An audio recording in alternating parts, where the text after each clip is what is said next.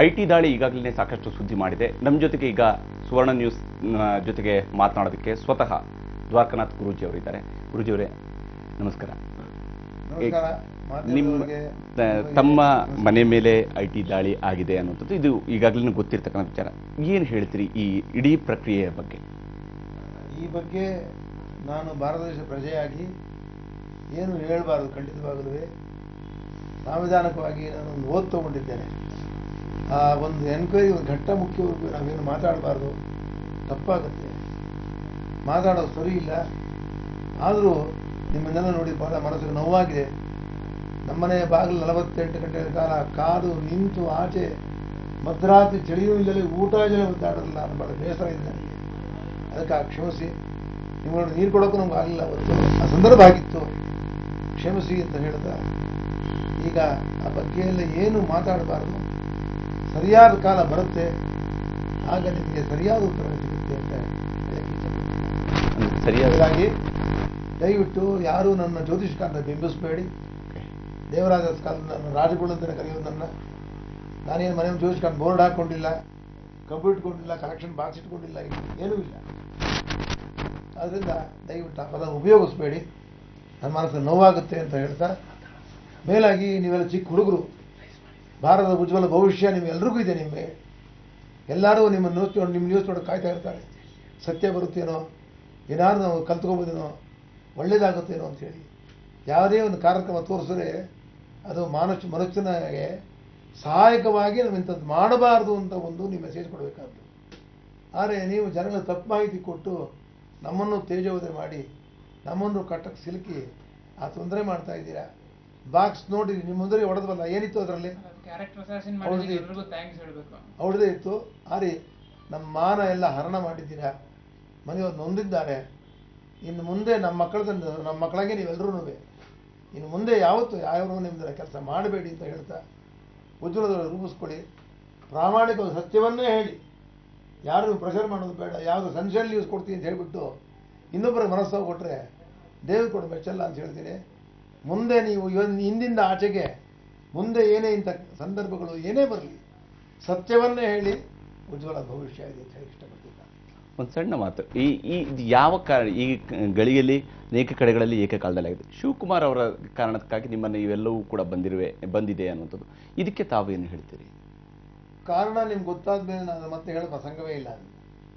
ಕಾರಣ ಗೊತ್ತಿದೆ, ಅದನ್ನು ನೀವೇ ಕೇಳ್ತಾ ಇದ್ದೀರಾ. ಆ ಕಾರಣ ಬಗ್ಗೆ ನಾನು ಯಾವ ವ್ಯಕ್ತಿಗಳಿಗೆ ಚರ್ಚೆಯನ್ನು ಮಾಡಬಾರದು ಅಂತ ನಾನು ಹೇಳಿದ್ದೇನೆ. ಐ ಆಮ್ ಅಂಡರ್ ಓತ್ ಅಂತ ಹೇಳಿದ್ದೇನೆ. ನಾವು ಯಾರನ್ನು ಈಗ ದಾರಿ ತಪ್ಪಿ ಸೆಳೆಯೋದು ಬೇಡ. ಯಾಕಂದರೆ ಸೋಮವಾರದ ಆಚೆಗೆ ಇನ್ನೂ ಕೆಲವು ಕಡೆ ಮುಗದೇ ಇಲ್ಲ, ಇನ್ನೂ ಸಣ್ಣ ಪುಟ್ಟ ಇನ್ನೂ ನಡೀತಾ ಇದ್ದಾವೆ. ಸೋಮವಾರಕ್ಕೊಂದು ಹಂತಕ್ಕೆ ಬರುತ್ತೆ. ಹಂತಕ್ಕೆ ಬರಲಿ, ಸಮನ್ಸ್ ಜಾರಿ ಮಾಡ್ತಾರೆ. ನಾವೆಲ್ಲ ನಾವು ಯಾರ್ಯಾರಿದ್ದಾರೋ ಎಲ್ಲರೂ ಹೋಗಿ ಅವರ ಸ್ಟೇಟ್ಮೆಂಟ್ ಹೇಳಬೇಕಾಗುತ್ತೆ. ಅಲ್ಲಿ ವಿಚಾರಣೆ ನಡೀಲಿ. ಹಂತಕ್ಕೆ ಬಂದ ಕೂಡಲೇ ಖಂಡಿತವಾಗಿ ಸುವರ್ಣ ಟಿವಿಗೆ ಸುವರ್ಣ ಇರತಕ್ಕಂಥ ಯಾರು ತಪ್ಪಾಗಿಲ್ಲ ಅಂತ ನಿಮ್ಮ ಮುಂದೆ ವಿಶದವಾಗಿ ಬಿಚ್ಚಿಡ್ತೀನಿ ಅಂತ ಹೇಳ್ತೀನಿ. ಅಂದರೆ ಈಗ ಕಾನೂನು ಪ್ರಕಾರವಾಗಿ ಏನೇನು ನಡೀತದೆ ಅದೆಲ್ಲವನ್ನು ಕೂಡ ನೀವು ನಿಮಗೆ ಖಂಡಿತವಾಗಲೂ ದೊಡ್ಡ ಇಂಟರ್ವ್ಯೂನೇ ಕೊಡ್ತೀನಿ. ನಿಮಗೆ ಸ್ಟುಡಿಯೋಗೆ ಬೇಕಾದ್ರೆ ಬರ್ತೀವಿ ನಾನು ನನ್ನ ಮಗ, ನಮಗೇನು ಬೇಜಾರಿಲ್ಲ. ಅಂದರೆ ಸಕಾಲ ಬರಬೇಕು, ಆ ಕಾಲ ಬರಲಿ. ಈಗ ನೀವು ಎಲ್ಲೇ ಹೋದ್ರು ಎಲ್ಲರೂ ನೋವಲ್ಲಿದ್ದಾರೆ. ಏನಾಗುತ್ತೆ ಗೊತ್ತಿಲ್ಲ. ಎಲ್ಲರೂ ಓತಲ್ಲೇ ಇದ್ದಾರೆ ಎಲ್ಲರೂ. ಆದರೆ ಏನಪ್ಪ ಅಂದರೆ ನಿಮ್ಮ ಚಿಕ್ಕ ಹುಡುಗರ ಮೇಲೆ ಚಿಕ್ಕ ಮಕ್ಕಳು ಪಾಠವನ್ನು ಕಲ್ತ್ಕೋಬೇಕು. ಪಾಠವನ್ನು ನೀವೇ ಅಸ್ಯೂಮ್ ಮಾಡ್ಕೊಳ್ಬಾರ್ದು. ಒಳಗಿದ್ದವನ್ನ ತನಿಖಾಧಿಕಾರಿಗಳಿದ್ದು ನಾನು ಅವ್ರು ಇಬ್ಬರೇ, ಬೇರೆ ಯಾರು ಆಚೆ ಅಂತ ಗೊತ್ತಿರಟ ಬರೋ 800 ಕೋಟಿ ಅಂತೀರಾ, ಅಲ್ಲ ಕ್ಲಾರ್ಕು ಅಂತೀರಾ, ಎಲ್ಲ ಜವಾನ ಅಂತೀರಾ, ಏನೇನೋ ಹೇಳ್ತೀರ, ಏನು ಗತಿ ಇಲ್ಲರು ಅಂತ ಎಲ್ಲ ಪ್ರತಿಬಿಂಬ ಮಾಡ್ತೀರಾ. ಇದೆಲ್ಲನೂ ಮನಸ್ಸಿಗೆ ತುಂಬ ನೋವಾಗುತ್ತೆ. ನನಗಲ್ಲ, ಇನ್ನು ಮುಂದೆ ಯಾರಿಗೂ ಮಾಡಬೇಡಿ ಅಂತೇಳಿ ನೀವೆಲ್ಲ ಒಂದು ಓದ್ ತಗೋಬೇಕು. ಇವತ್ತು ಎಷ್ಟೇ ನಿಮ್ಮಲ್ಲಿ ಒತ್ತಡ ಇರಲಿ, ನಿಮ್ಮ ಟಿವಿಯಿಂದ ನನಗೆ ಒಂದು ಮಾತು ಕೊಟ್ಟು ಹೋಗಿ, ಇನ್ಮೇಲೆ ನಾವು ಯಾವ ರೀತಿ ಮಾಡಲ್ಲ ಅಂತ ಮಾತು ಕೊಡಬೇಕು ಇವೆಲ್ಲ ಇವತ್ತು. ಹಾಗಾದರೆ ಮಾತ್ರವೇ ನಾನು ನಿಮ್ಮ ಟಿವಿಗೆ ಬಂದು ವಿಶೇಷವಾದೊಂದು ಇಂಟರ್ವ್ಯೂ ಕೊಡ್ತೀನಿ. ನೀವು ಮಾತು ಕೊಡದಿದ್ರೆ ಇಲ್ಲಿಗೆ ಮುಕ್ತಾಯ ಆಗುತ್ತೆ. ಮಾತು ಕೊಡ್ತೀವಿ, ಆದರೆ ಇರುವಂಥದ್ದು ಇವೆಲ್ಲವೂ ಕೂಡ ಆದಾಗ ಸಿಚುವೇಶನ್ ಹೇಗಿತ್ತು? ಹಾಗಾದ್ರೆ ನಿಮ್ಮ ಮನಸ್ಥಿತಿ ಹೇಗಿತ್ತು? ಅಂದ್ರೆ ಇಂಥದ್ದೊಂದನ್ನು ನಿರೀಕ್ಷೆ ಮಾಡಿ ಏನೂ ಇಲ್ಲ. ಅದರ ಬಗ್ಗೆ ಏನು ಚರ್ಚೆ ಮಾಡಬಾರ್ದು, ಕಾನೂನು ಬಾಹಿರವಾಗುತ್ತೆ. ನಾವು ಮಾತು ಕೊಟ್ಟಿದ್ದೀವಿ, ಖಂಡಿತ ಮಾತಾಡಲ್ಲ. ಆದರೆ ಇಷ್ಟೇ ಹೇಳ್ತೀನಿ, ಯಾರು ಕೆಟ್ಟವರಲ್ಲ, ಒಳಗೆ ಬಂದವರು ಅಂತ ಕೂತಿದ್ದವರುವೆ Yes. ಸವಿನಯದಿಂದ ವರ್ತನೆ ಮಾಡಿ ಎಸ್ ನಮ್ಮನ್ನು ಏನ್ ಕೇಳುವಾಗ ಅಷ್ಟೇ ಕೇಳಿದ್ರು, ಸ್ವಾತಂತ್ರ್ಯ ಕೊಟ್ಟಿದ್ರು, ಎಲ್ಲ ಇತ್ತು. ನಮಗದೇನು ತೊಂದರೆನೇ ಆಗಿಲ್ಲ. ನಮಗೇನು ತೊಂದರೆ ಮಾಡಿಲ್ಲ. ಮಾಧ್ಯಮದವರಿಂದ. ಯಾವ ತನಿಖಾಧಿಕಾರಿಗಳು ಬಂದರೆ ಅವರೆಲ್ಲರೂ ಏನೇನು ನಡ್ಕೊಂಡಿದ್ದಾರೆ, ನನ್ನ ಹೃತ್ಪೂರ್ವಕ ವಂದನೆಗಳು ಕೃತಜ್ಞತೆ ತಪ್ಪಿಸ್ತೇನೆ. ಅಂಥ ಅಧಿಕಾರಿಗಳನ್ನು ನೋಡಿಲ್ಲ, ನೋಡಿಲ್ಲ, ಗೊತ್ತೂ ಇಲ್ಲ. ಅದು ನಿಮಗೆ 40 ವರ್ಷದಿಂದ ನಿಮ್ಮ ಈ ಇಡೀ ಅಂದರೆ ನಮ್ಗೆ ಹೊರ ಜಗತ್ತಿಗೆ ಗೊತ್ತಿರತಕ್ಕಂಥದ್ದು ನಿಮ್ಮ ಬಗ್ಗೆ ಕೇಳಿರ್ತಕ್ಕಂಥ ಸುಮಾರು 40 ವರ್ಷಗಳ ಅವಧಿಯ ಈ ಸಂದರ್ಭ. ಬಟ್ ಯಾವತ್ತೂ ಕೂಡ ನೀವು ಮಾಧ್ಯಮದ ಮುಂದೆ ಕಾಣಿಸ್ಕೊಂಡದ್ದಾಗಲಿ ಅಥವಾ ಹೆಚ್ಚಾಗಿ ಇದ್ರ ಬಗ್ಗೆ ಮಾತನಾಡಿದಂಥ ಇಂಥದ್ದು ಯಾವುದೂ ಇಲ್ಲ. ಈ ಸಂದರ್ಭಕ್ಕೆ ಹಿಂಗೆ ಬಂದಿದೆ, ಆ ಕಾರಣದಿಂದಾಗಿ ಬಂದು ಮಾತಾಡ್ತಾ ಇದ್ದೀವಿ ಅಷ್ಟೇ ನಿಮ್ಮ ಜೊತೆ. ತೆರೆಯ ಮನೆಯಲ್ಲಿ ಉಳಿದಿರ್ತಕ್ಕಂಥವ್ರು ನೀವೇನಾಗಿ ನಿಮ್ಮನ್ನು ನೋಡಿದ್ರೆ ಭಯ ನನಗೆ ಇಲ್ಲ. All of you will make me or break me. ಎಲ್ಲಿ ನಾನು ಬ್ರೇಕ್ ಮಾಡ್ತೀನಿ ಭಯಕ್ಕೋಸ ಆಚೆ ಬರೋದಿಲ್ಲ. ಇವತ್ತೇನು ಮಾತು ಕೊಟ್ಟಿದ್ದೀನಿ ನೀವು ನನಗೆ, ಇವತ್ತು ಎಸ್ ಮಾತು ಉಂಟಾ ನಿಮ್ಗೆ? ಮಾತೇನ್ರು ಆ ರೀತಿ ನಡ್ಕೋತೀರಾ? ಎಸ್ ನಡ್ಕೋತೀವಿ. ಹಾಗಿತ್ತು ನಿಮ್ಮ ಮೇಲೆ ಇದ್ದೇನೆ, ಜೊತೆ ಇದ್ದೇನೆ. 40 ವರ್ಷದಿಂದ ನಾನು ಜೀವನದಲ್ಲಿದ್ದರೂ ಯಾವುದಕ್ಕೆ ಆಸೆ ಪಟ್ಟನಲ್ಲ. ನನ್ನ ಕೆಲಸ ನಾನು ಸ್ವಚ್ಛತೆ ಮಾಡ್ಕೊಂಡು ಹೋಗ್ತೀನಿ. ಇನ್ನೊಬ್ಬರ ವಿಚಾರಕ್ಕೆ ನಾನು ಹೋಗ್ತಕ್ಕದಲ್ಲ. ನಾನು ಆಧ್ಯಾತ್ಮವನ್ನು ಪ್ರವೇಶ ಮಾಡಾಯಿತು. ನನಗೆ ಯಾವ ಅಗತ್ಯ ಇಲ್ಲ. ಮಕ್ಕಳಿದ್ದಾರೆ, 4 ಮೊಮ್ಮಕ್ಕಳು, 2 ಮಕ್ಕಳಿದ್ದಾರೆ.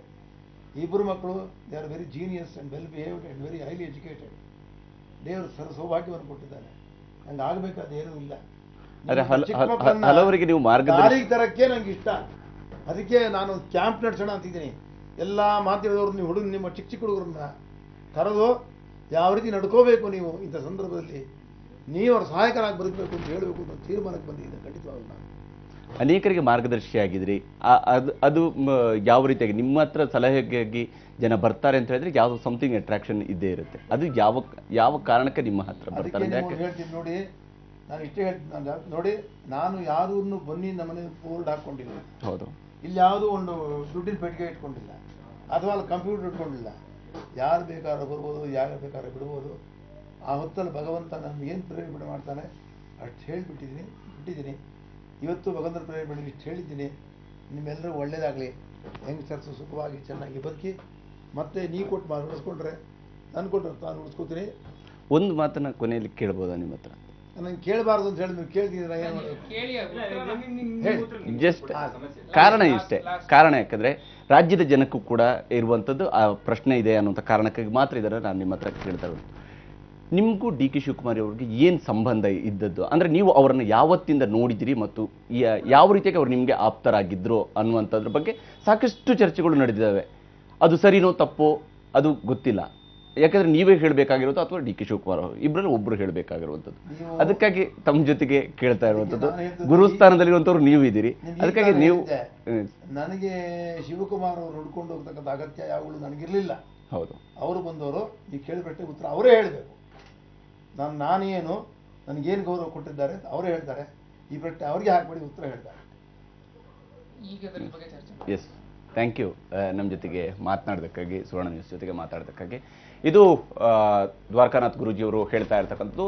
ನಾನು ಯಾರ ಬಳಿಗೂ ಕೂಡ ಹೋಗಿಲ್ಲ, ಅವರಾಗಿ ನನ್ನ ಬಳಿಗೆ ಬಂದಿದ್ದಾರೆ. ಅವರು ನನ್ನಿಂದ ಏನು ಮಾರ್ಗದರ್ಶನ ಬಯಸಿ ಬಂದಿದ್ದಾರೋ ಆ ಸಂದರ್ಭದಲ್ಲಿ ನನಗೆ ದೇವರ ಮೂಲಕವಾಗಿ ಏನು ಬಂದಿದೆಯೋ ಆ ರೀತಿಯಾದಂಥ ಮಾರ್ಗದರ್ಶನವನ್ನು ಮಾಡಿದ್ದೀನಿ ಅಷ್ಟೇ ಅನ್ನುವಂಥ ಮಾತುಗಳನ್ನು ಹೇಳ್ತಿರೋದು. ಹಾಗೆಯೇ ನಾನು ಸದ್ಯಕ್ಕಂತೂ ಯಾವುದೇ ವಿಚಾರಕ್ಕೆ ಸಂಬಂಧಪಟ್ಟಂತೆ ಮಾತನಾಡುವಂಥ ಸ್ಥಿತಿಯಲ್ಲಿ ಇಲ್ಲ. ಕಾನೂನಿನ ಪ್ರಕಾರವಾಗಿ ಓದ್ ತಗೊಂಡಿದ್ದೀನಿ. ತನಿಖೆ ಮುಂದುವರಿಯುತ್ತೆ, ತನಿಖೆಯನ್ನು ಎದುರಿಸ್ತೀನಿ ಅನ್ನುವಂಥ ಮಾತನ್ನು ಅವ್ರು ಹೇಳ್ತಾ ಇರುವಂಥದ್ದು.